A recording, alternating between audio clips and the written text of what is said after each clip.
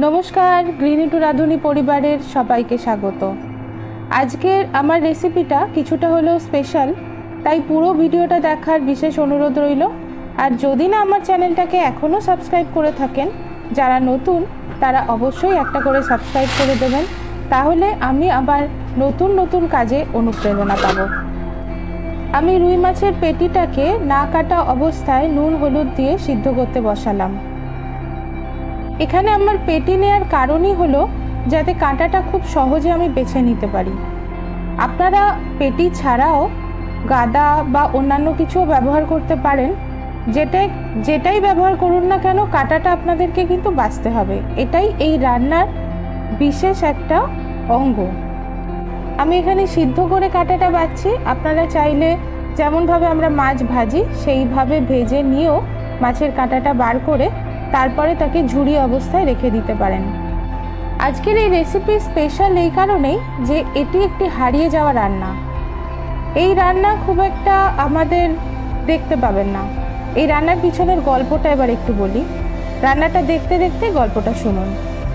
এই রান্নার প্রচলন করেন ঠাকুরবাড়ির কন্যা প্রজ্ঞা সুন্দরী দেবী, যিনি হেমেন্দ্রনাথ ঠাকুরের কন্যা ছিলেন আর দেবেন্দ্রনাথ ঠাকুরের নাতনি। বলতে পারেন বাংলার কুকবুক অর্থাৎ লিখিত একটা লেখা বই যার হাত ধরে প্রথম প্রকাশিত হয় তিনি হলেন এই প্রজ্ঞা সুন্দরী দেবী। তার আমিষ আর নিরামিষ আহার এই বইটি প্রথম আমাদের বাংলায় লিখিত একটা রান্নার বই। আলুটা এখানে ছোট ছোট করে এমনভাবে ভেজে নেবেন যাতে আলুটা কিন্তু পুরোপুরি সিদ্ধ হয়ে যায়, কেননা এরপরের পদ্ধতিগুলোতে আলু বা বেগুন সেদ্ধ করার কোনো প্রসেস পাবেন না। হ্যাঁ, তো যেটা বলছিলাম, তো প্রজ্ঞা সুন্দরী দেবী হলেন ঠাকুরবাড়ির অন্যতম একজন যিনি রান্না নিয়ে নানা রকম এক্সপেরিমেন্ট করতে বলতে পারেন ভালোবাসতেন। নানা রকমের রান্না করে এবং সেটাকে খাওয়ানো তার একটা বিশেষ পছন্দের জিনিস ছিল। এই একটা রান্নাও তিনি ৩-৪ রকমভাবে করেছেন। তার একটা মাত্র পদ্ধতি আমি আপনাদেরকে দেখালাম। পরে যদি আপনাদের মনে হয় যে এই রান্নাটা করে আপনাদের ভালো লাগলো, তাহলে অবশ্যই কমেন্টে আমাকে জানান। আমি আরও নানা রকমের একই পদ্ধতিতে নয় অন্য পদ্ধতিতে এই একই রেসিপি আমি আপনাদেরকে শেয়ার করব।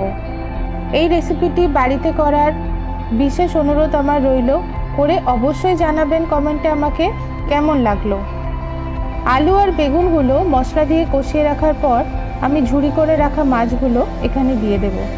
তারপরে কিছুই না, ঝুরি করে রাখা মাছগুলোর সাথে মশলা আর আলু বেগুন নাড়াচাড়া করে ভাজা ভাজা অবস্থায় এসে যাবে। যখন দেখবেন ঠিক কড়া থেকে তেল ছেড়ে যাচ্ছে এই মশলাটা থেকে, তখনই জানবেন এই রান্নাটা মোটামুটি অর্ধেক তৈরি হয়ে গেছে। এরপরে বাকি অর্ধেকটা এটার ফোড়নের মধ্যে আছে, যেটা এই রান্নার মেন অ্যাট্রাকশন। এটা না হলে রান্নাটা কমপ্লিট হবে না। কিছুটা ধনেপাতা কুচি দিয়ে ভালো করে নাড়াচাড়া এখন আমি করব না করে আমি কড়াইটাকে পাশে সরিয়ে রেখে আর একটা আলাদা কড়াইতে আমি খানিকটা ঘি গরম করে নিলাম। ঘিয়ের পরিমাণ আপনারা বুঝে নেবেন। আমি আমার পরিমাণ মতো 1 চামচ ঘি নিয়েছি।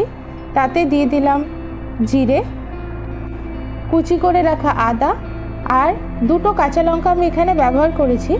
আপনারা ঝাল বেশি চাইলে আরেকটু কাঁচা লঙ্কাও ব্যবহার করতে পারেন। এরপর মশলাটা ভাজা হয়ে গেলে আমার তৈরি করে রাখা রান্নার মধ্যে এটি পুরোপুরি ঢেলে দেবো।